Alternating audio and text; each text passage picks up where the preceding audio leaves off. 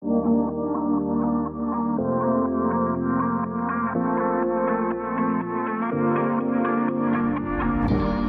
back, everybody. Today's episode is all about answering a question we hear from interior designers all the time that is massively affecting your success. How do I close my jobs? Either more profitably, more consistently, close rate. This is everything. And we are here to build successful business owners. So this question needs to be answered, people. Shayna Rose, share your genius. Yes. So let's just fast forward and make sure we all get in alignment with the initial sales flow. I am not getting into the whys because we would be here for 20 minutes just talking about the whys. We have an initial discovery call, about 30 minutes, free conversation. We sell them to an initial flat fee intake. Don't care what type of service, what level of service. We're all funneling through in the same initial intake that's inclusive of a 2-part consultation, bringing more value to that, whatever that fee is.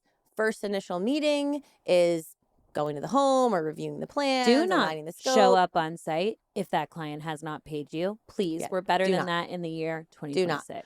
We're getting paid because you're going to be don't be scared to sell your ideas. Everything that floats into your brain, oversell. That's what they're paying for. Yes, they could take those ideas and run, but that's not what they're looking for. They're looking for someone to do the job, right? So let's not have fear of that. Let's get paid on the value of that. Go to the home, meet them virtually, whatever you're doing, get an alignment of the scope, share ideas. You're going to be adding to the scope because that's why they're hiring you. They didn't envision wall covering or a possible built-in or whatever it is, right? Dream it up. Yep. Come back to the office and then price that in a controlled fashion, which we have on another podcast episode. And just to say, go back to our pricing models episode. If you've been listening to For Designer Business, hopefully you know the why of what Shayna calls her hybrid pricing model. But hourly people, flat fee people, this still applies to you. But in theory, right, we get back to the office, you put your proposal together, maybe some type of presentation tied to that. You schedule a second call. I call this the closing call, whatever you want to call it. Forward facing, a lot of times we'll call it the contract review meeting or something along that, rather than closing, which to some clients could feel a bit icky. But what we're calling it in our business brains is the closing call because that is the objective of this meeting. Yes. Meeting number 1, design. Meeting number 2, money, right? Design, money. Mm-hmm. Everyone's uncomfortable to talk about the money. That's why everyone skips this step. We got to get over it, right? And basically on this call, I'm going to give you a structure, a wireframe. What do they call it when you can freestyle around a simple structure so you're not memorizing a script, right? That doesn't feel good. Sales doesn't feel good in that sense.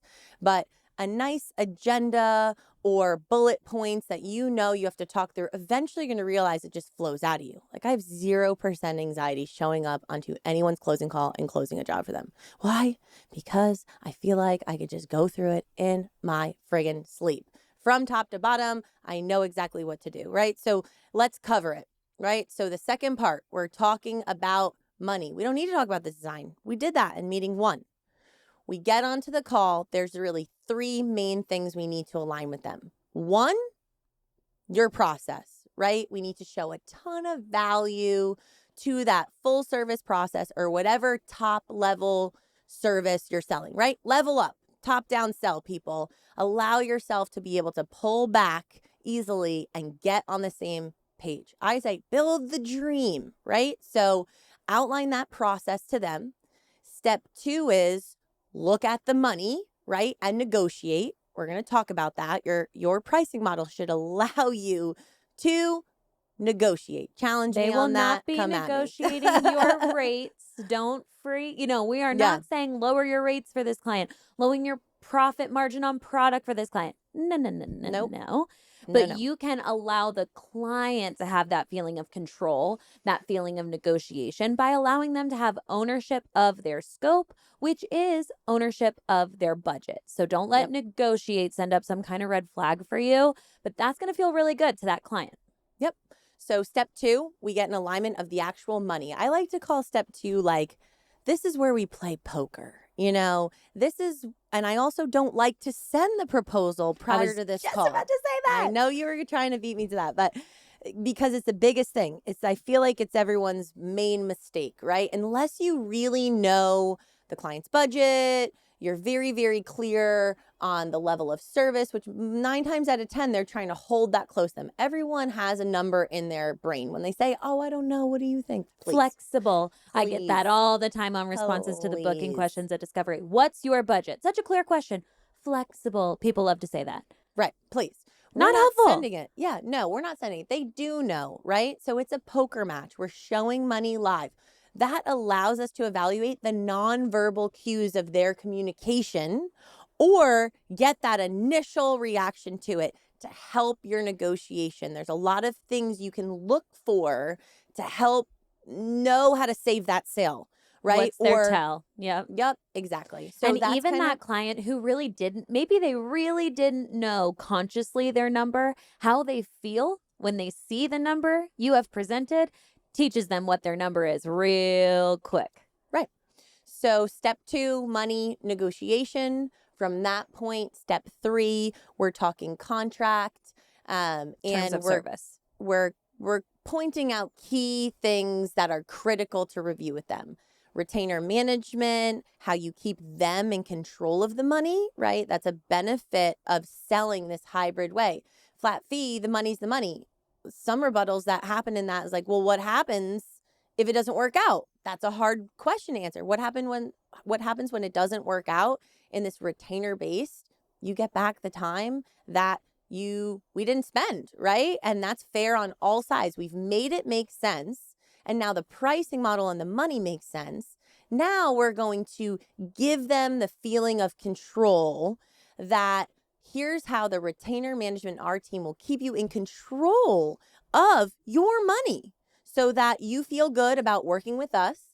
And then another big thing is aligning your purchase flow. So, if it's full service, if it's wholesale, there are common questions to ask at that point to help them understand all the nuances. We'll get into that probably in a little bit. And then lastly, if you are doing that project management, the largest open-ended, I don't know, in a sales process is to be crystal clear what you have factored into that process. And also have something in your process that stops you to realign with them before you're out of time, out of money, and you and them have no clue why. So that's your main 3. We'll dive a little deeper into those and just make sure those are feeling good. And ultimately, when you start that call, you're basically just realigning the client's mindset of like, hey, listen, first part was design. Now we're going to get into the logistics. I usually use logistics instead of being straightforward. Yep. Talk money, but read the room. If they feel funny, I might go for a chummy, let's get into the money conversation. Or one more thing I want to say is that's where the value of a partnership comes into play, where one person can be represented as the creative brain and your operations officer, that's often how I'm introduced on those calls, is going to run you through the logistics, the process, and then that allows you to have that chummy nature of let's get into the money, type of a dynamic. Right. And another thing too that I want to say, we mentioned it super briefly at the beginning, but I think it does kind of bear repeating. We are calling this process the client intake, not the design consultation. And that right there becomes a USP on your discovery call, because every designer, most designers USP, are calling that. Let me just say, USP, unique selling proposition, something that makes you different. Your differentiator. Than someone else. Exactly. Totally. Thank you, Shay. Yeah. You have this client intake process right off the bat. You are very process oriented to this client. Right off the bat, they're getting more than just the consultation. The consultation is when you enter the door, walk around the room, and leave the door. Following that, this is what I'm creating for you, a detailed scope of work, a very detailed proposal of costs. Then you have another meeting with myself and my operations manager to review the logistics of your project. Oh, client intake, I get the price. There's more that you're selling in that, and it allows the client to have crystal clear expectations on what they're getting throughout that. Now they have had that design consultation with you. They've fallen in love with you and your ideas. Now you have had the time to go back and prepare with your pricing tool tool and your templates exactly what this proposal will be. And now you are arriving to this call that we're going to talk about again in a little bit more detail with everything that you need to close this client, knowing that they're ultimately going to have some control and ownership, but you know that the preparation you've done, no matter how many changes to that scope are made, it will be profitable to you. So there's a no lose situation. Yeah. We are selling on value, not money. And I feel like that's a really, really big differentiator between where people struggle. They get so stuck on the money, especially when I work with people on their pricing model. Often the fee goes up, like 9.9 times out of 10, the fee goes up because outlining an actual, especially, I want to say like nearly 100% from flat fee, but okay, I'll give my 0.1% margin there. But because when you outline process and actually evaluate time to do this thing in an organized fashion and then layer in additional people and delegation, time is time. You cannot change time. The truth is the truth. The truth is the truth, people. Don't get me started on that one, all right? That's my always, your mantra. Mantra. Truth is the truth. Ain't that the case? The numbers are the numbers. Ain't the money that is the money. The time is the time. The process is the process, right? It just is what it is. There's no getting around it. So what you were saying is that this call outlines all of those expectations, especially when combined with your specific pricing model and that hybrid and what it allows in terms of just the absolute clarity of the money and the time and how those two go together. Yeah. But even if you're closing flat fee, still, which go back to that pricing model episode, we'd love to nudge you in the right direction there, especially if you're going to delegate and grow. Even if you're charging hourly, this call can still help you close at a higher rate, get fewer no's, and just get those clients booked and in the door. Yeah. So let's go through a closing call. Let's just mock a closing call. There are going to be some nuances to not having a defined scope in front of us. So I'll clarify, how it would be a little bit more simplified, but how I would plug in the specifics to clients. So step one, if you're on the call, right, you're just simply letting them know, hey, purpose of this call is to align logistics. I'm going to talk through process with you, make sure you're crystal clear on how it would feel and what you could expect at our meetings together. Then we're going to look at the design fee. We're going to realign on that. Reminder, you're going to see my suggested furnishing list and you're going to see the budget that calculated to. That's your money to control. So we're going to look at that at an itemized approach and make adjustments as necessary, as well as realign the level of service if we need to when we look at that design fee.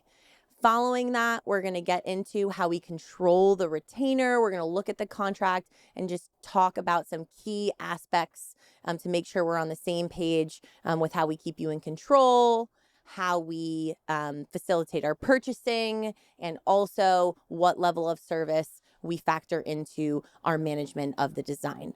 All sound good? Great, right? So that's I'll be the client. Yes, that sounds great. Thank you. Great, sounds great, right? Now we're organized. They know there's direction for this call that we're going to bring them through. You're also organized to have an efficient conversation. Okay, great. Step one, we are going to explain the process. Many ways you can do this. Everyone overthinks this. I need a big presentation. And you know what? I can support a presentation deck to help guide you through the conversation, to help make sure you hit all the points, right? If you can't visualize it in your brain, if it's not feeling natural yet, that is something I've done with people to just help present. It's not necessary. I never use anything. You're just being a human. You're having a conversation with them. I will screen share into other deliverables following point 2 and 3, but this one we don't have to overthink, or if you want to, sure, throw it up. But odds are, if you have your sales flow correctly, you should have already sent that informational visual to them throughout this process, so they're already pre-educated. That would be the best sales process.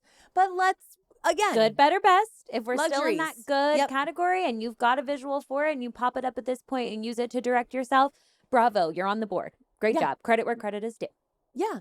And if, we're past that and you have a machine going, then you should make your way to Evelyn to automate that bad boy and make yourself look really good.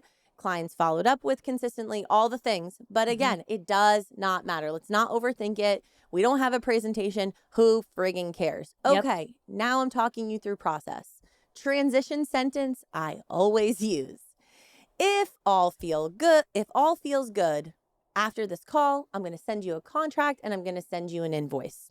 You're going to sign the contract. You're going to submit your initial retainer payment. We'll go over how we keep you in control of that later. And we're going to schedule our first 2 initial meetings. Might be one for you, right? That first initial inspiration and further aligning the aesthetic direction of the design. If you're a larger team, you might also have a project manager who you're sending out to do site measures, right? All different processes, but let's just say this isn't about how to run your process, but this is where in your meeting agenda that we're giving you, you are outlining it in detail. Be proud of your process. Don't be afraid to be thorough. Again, it's a differentiator. These clients will feel good about having a process that they really feel is predictable for them. Yeah. And this is why I don't even coach on the closing call conversation until I workshop with someone on the pricing model if you're having a hard time, because a lot of you I know out there are like, crap, I don't have a process. You do. I'm going to challenge you. If you have collected money and finished projects and set them free, you have some semblance of a process there. I promise you that. We just have to carve it out, systematize, enhance a little bit here and there, offer some perspective, right? So likely this is the problem right here, because I know some of you are like, well, I couldn't do this, right? But here's how it is, right? You're talking them. The baseline is we're giving them how you rock your conceptual phase, how you align the aesthetic direction of that design. We want to focus this on the meetings for the client. Right. Value to the client. What are they going to feel from this? What are they going to benefit from this? I would also say be a little bit careful of vocabulary, certainly like naming your phase work, conceptual design. I don't mean like that, but just be careful of your vocabulary in this call too. Speak in the language of the client so that they can truly understand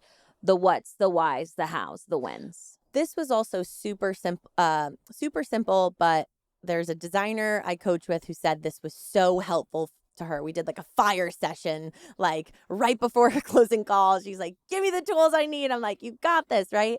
And something I drove into her head. She went on a walk before the closing call, closed it, by the way, of course. And I said, when you talk through your process, I want you to say, at this meeting, we're going to review this, and then I'm going to execute that. And then at this meeting, I'm going to show you, and we're going to review these things, and then I'm going to do that, right? That, she did give me the feedback after that, that like was what kept her brain skipping ahead, right? Because we want to focus that to the client. What's super valuable is their expectation of each meeting, right? So that we want to make sense to them. And then also we want them to understand that all the time and all the work that needs to happen in between those phases, right? So that there's value to the time. We also want to outline inside that it's good to know the specifics of the scope when educating through that process of we align on the aesthetic direction. We'll do all the conceptual drawings. Once we have that signed off, we really know the complete shopping list. We know dimensions. We know quantity of materials. We're in further alignment of budget. If you're renovating, you've communicated to trades. Like the big picture is all together, right? In a new build, you have a pre-phase that happens before that with the architect, right? All that work. Then we go into detailed design. Then I'm going to start sourcing your things, right? That might have a strategy. If it's a big scope, you might be breaking that into, let's focus on the renovation spaces, then let's focus on the spaces we're furnishing. And if it's a lot of furnishing or a lot of renovation, you might break that up into priority. Might be overwhelming, more than 3 spaces to present to a client at a time. And by doing something like that, that can smooth out the workflow internally by feeding a client progress and also calming things down operationally. But all different strategies. You might be under fire, like they already hired the contractor, the walls are open, oh my God. Then you're going to go rough and electric, knock those out, then go hard surfaces. Not ideal. It's fine. We're going to make it through. And then go furniture. All good, right? So that's that detailed design phase. We're making it make sense. We have to be clear with the design deliverables we're baking in throughout this, right? Black and white. I start with black and white rendering. Then I go into illustrative in the conceptual. I also do shaded elevations for you for custom millwork and furniture to really paint the picture. Beyond that, we go into digital presentation boards. I enhance those to photorealistic renderings with the virtual walkthrough, right? And I'm outlining how many concepts I'm envisioning for each space. I want to be specific with my scope, okay? The bathroom. We're doing one layout. The layout, there's only one way to do it. I'm not drafting multiple concepts. However, the master bath, there are 2 concepts I'm going to show you to outline, right? So we want to be clear through our process. And then I stop at the end, right? We get through the process. I'm like, any questions that you have, right? That's super important to not steamroll someone for friggin' 20 minutes. And then you're like, you'll watch them glaze. They're like, it's a lot of information, right? So I stop after each point. Any questions? How's that feeling? Most people don't have questions. You did a good job. They don't have questions, right? Some people get ahead of you and they might have questions to something about money, retainer, serve, and then you control the conversation by like, we're going to be jumping into that and then answer on a quick thing, like quickly, like, yes, but I'm going to get into that further to come, right? So not many rebuttals happening at that time. Okay, step 2, I usually go into a screen share. And now we're looking at money, right? Like this is the money. This is the poker match. Like we're ready to drop her down and see the reactions, right? We are definitely looking to read the room. And P.S., if there are 2 decision makers, you basically want to mandate that both of them need to be on the call. Absolutely. It's basically necessary. And if not, and you just can't make it happen, then you should record that call and send that video over, because now you're trusting that whoever that partner is going to sell this for you. And a lot of times when that person isn't on the call, I find it's the actual decision maker who's going to pay the bill. So we definitely want to try and require that they're both on the call, because they both need to sign the contract. And we want to just ensure that all parties are on the same page and both people are able to share. A way to spin it is to have a voice and, make sure their ideas are heard. Yeah. That's a non-negotiable that's kind of in the client's control. Always scary. A non-negotiable that's within your control. You have to be prepared on that call to not flinch at your own number. Your pricing tool Don't be scared of should give you the confidence in this. It all comes from value you're providing. It all comes from the benefits of the client. It all comes from your differentiators. If you haven't done that workshop to yourself that you're selling with confidence, I promise you that client can feel that.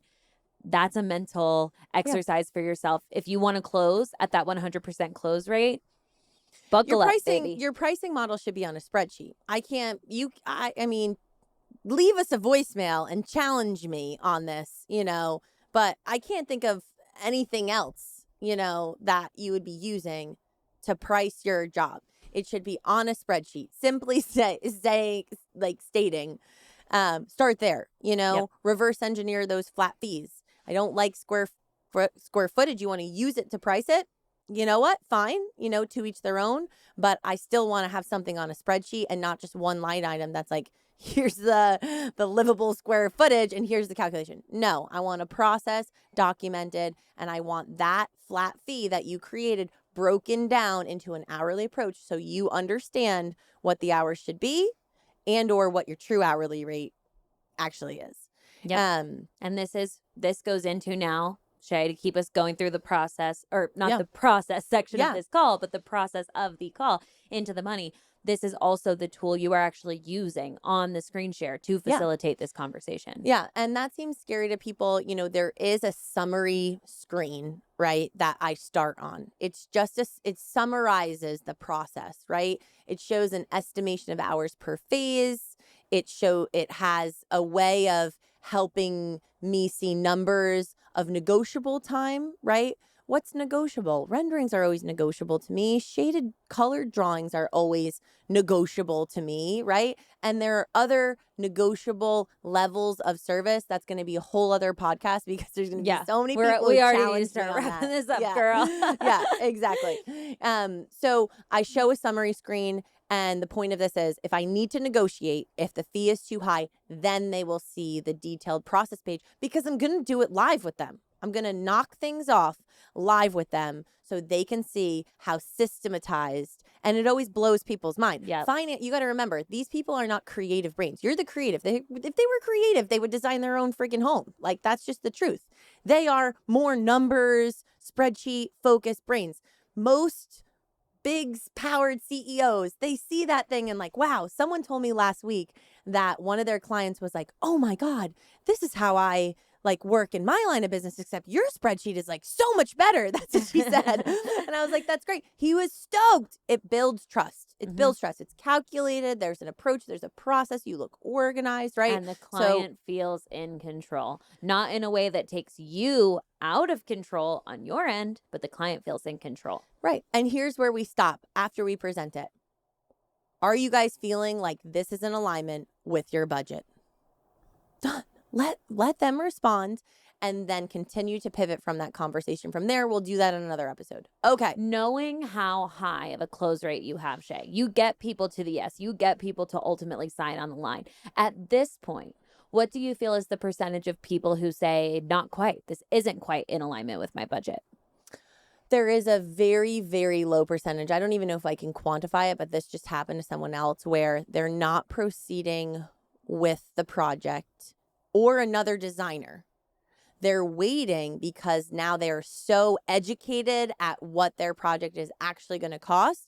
They're like, we don't want to just like lessen the quality of furnishings or decrease scope, or, approach with them is to see if they want to just go one room at a time and thin this out, right? There are ways that you can pivot around, but there are rare instances where you educate the client and it's just premature. They're not ready. They just bought the house, they just spent all this money and they're like, okay, we kind of overshot this, but like, we're happy, we're coming back. We just need time to do it right. I would say that happens. Yeah. And, that is the meat and potatoes of showcasing the money, negotiating, right? If need be, closing live on the call in a systematized way. And then we're just going screen share into the contract because I don't want any silly contract questions after I've closed you live, right? You always get that live yes. You know where that client is.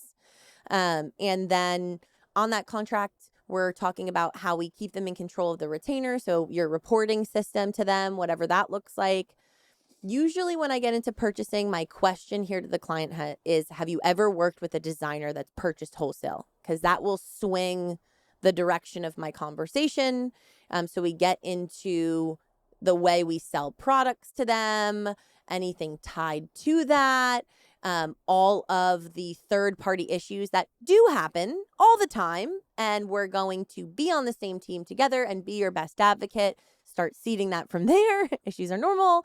And then also outline what you have baked in on that project management side in terms of time or the quantity of visits or however you're working that. And again, there's a bunch of different ways that we can talk through how you can, initially sell that phase of the project. Think about it as like the clauses that you would put the initials next to. Like if you were just sending out the contract and that retainer payment, what would you want to make them stop and initial?